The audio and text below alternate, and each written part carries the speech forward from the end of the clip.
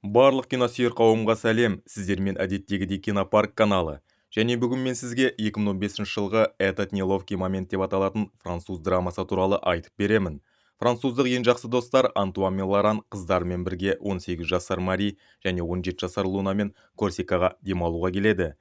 Олар Антуанның әкесінің үйіне түседі. Ескі үй, сет жоқ, интернет ұстамайды. Қыздар әкелеріне ұнамайтынын айтады. Дегенмен әкелері қыздарға қаланың күйбін тіршілігінен демалуға кеңес береді. Ал Мари мен Луна өз бөлмелерін жинап жатып, өлі тышқан тауып алады. Лораннан кеміргіштен құтылуды сұрайды. Антуан болса, отбасылық зираттағы әкесінің бейітіне барады.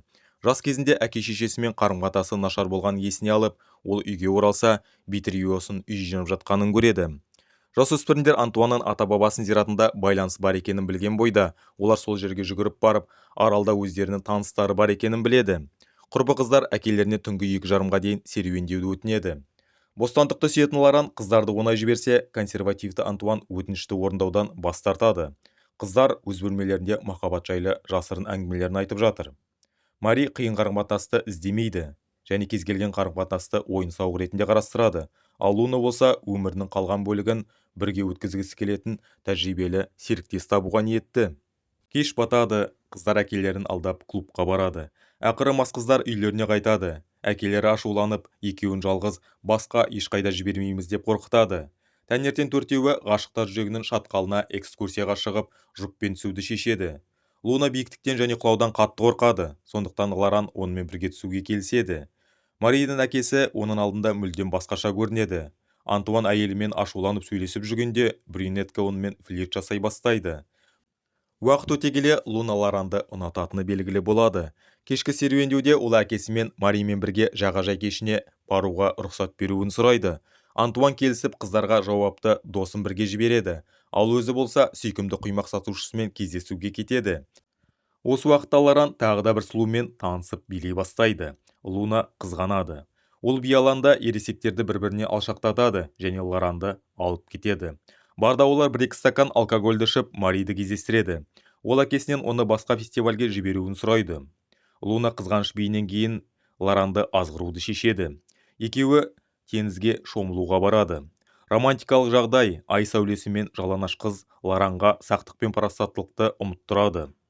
Луна Лоранды сүйіп алады, артынан екеуі бірге болады.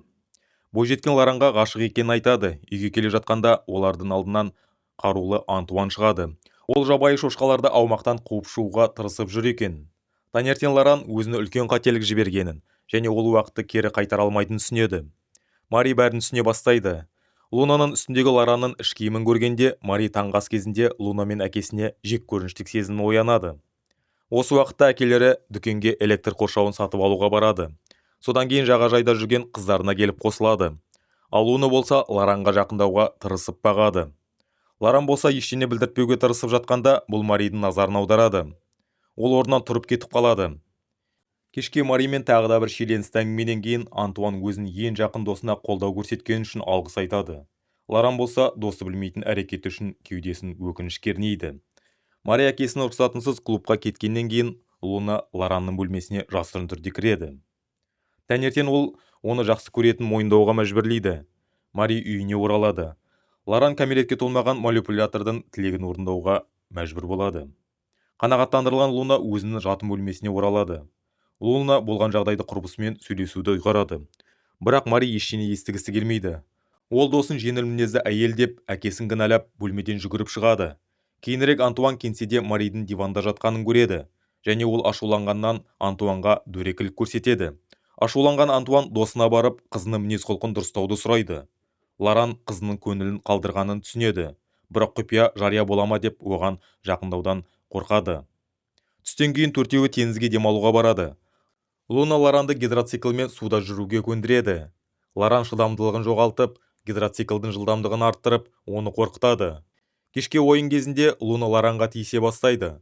Бұған шыдай алмаған Мари Лоранның Аманди атты көңілдесі туралы айтып Лунаны ашуландырады. Бірақ та Маридің күткені осы еді. Антуан әйелімен сөйлесу үшін қайтадан кетеді. Осыны пайдаланып Луна Лоранды сүйеді. Бірақ Лоран махаббатты мүлде жалғастырғысы келмейтінін айтып, оны итеріп жібереді. Қыз жылап жібереді де таңертең әкесіне болған оқиғаны айтады. Бірақ оның атын атамайды, тек оны Антуанмен құрдас екенін айтады. Әкесі ашуланып, жанжал шығарады. Бұл арада бұл оқиғаның кінәлі адамы қызымен бірінші қабатта таңғы ас ішіп отыр еді. Жоғарыдан айқай ести салысымен Мари әкесіне суық көзқарасын тастап кетіп қалады. Бір жағынан ол әкесіне опасыздық жасағысы келмейді, екінші жағынан жек көретін досымен жанжал шығармайын деп шешеді. Антуан қылмыскерді атуға дайын, бірақ ол адам Лоран екені үш ұйықтаса да түсіне кірмейді. Жеке әңгімеде қызының қу азғырушысын таба алмаған Антуан бұл мәселеде Лораннан көмек сұрайды. Аз уақыт өткеннен кейін Антуан қызын ренжіткен адамның атын Мариден сұрай бастайды. Мари болса есімін атаудан бас тартады. Оның орнына Лунаның телефонын тексеруіне кеңес береді. Мүмкіндік берілісімен уайымдаған әке мүмкіндікті пайдаланып, қызының сөмкесінен телефонын суырып алады. Оның жанында отырған Лоранның мазасыз түрін байқамай, құпия сөзді енгізуде үш сәтсіз әрекеттен кейін ол смартфонды аша алмайды. Лоран Лунадан ақпаратты өз бетімен білуді ұсынады. Кешкі ас үстінде Луна Лоранды Фейсбукке бірге түскен суретін жариялаймын деп тағы да азғыра бастайды. Лоран қызға отпен ойнамауды өтінеді және телефонмен болған жағдайды айтады. Луна бірден байсалды болып, Лораннан әлеуметтік қысым болмаса және ол Антуанның қызы болмаса бірге болар ма едік деп сұрайды. Лоран оған бұл ешқашан болмайды деп жауап береді. Антуан тағы да әкесінің мылтығымен Лоранды қарсы алып, досын қобалжытады. Лоран Луна назарын аудару үшін сүйіктісі туралы кейбір мәліметтерді ойлап тапты деп болжайды. Бірақ Антуан мызғымас. Ол досына қысым жасауды жалғастырады. Сондықтан Лоран Луна диджеймен байланысы болған шығар дейді. Кейіпкерлер түнгі клубқа барады және Антуан қылмыскердің ізіне түсіп, оны дәретханада ұрып соғып жатқанда диджей андай жігіт болып шығады. Соққылар сериясы тоқтайды. Үйге қайтып келе жатқанда есінен танып қалған Антуан бұталардың арасынан күдікті дыбысты естиді және ойланбастан атып, көршісінің Лукум атты итін абайсызда өлтіреді. Көршісі таңертең төрт аяқты досын іздеп келеді. Мари болса ақыры әкесіне аянышты екенін айтады. Аңшылықта Антуан өміріндегі барлық қателіктердің өтіріктің кесірінен болғанын айтып, Лоранның өзіне ұқсамайтын адал адам екенін айтады. Досы оның қателескенін, сүрінбейтін тұяғы жоқ екенін. Лоранның аруждан оянады. Ол өз ісін мойындайды. Төбелес басталады. Содан кейін Антуан досын орманда қалдырады. Осы уақытта Луна Мариден әкесін азғырғанын айтып, кешірім сұрайды. Қыздар дискотекаға кетеді. Лоран түнде үйіне жаяу оралып, дереу заттарын жинай бастайды. Таңертең қыздары күйзеліске ұшыраған әкелерін көреді. Алайда Антуан маңызды ештеме болмағанын айтып, алаңдамауды сұрайды. Төртеуі ақырында татуласады. Видеоны соңына дейін көргені үшін рахмет. Келесі қандай киноға шолу жасайын? Комментарийға жазып кет. Арнаға тіркеліп, лайк баса кет.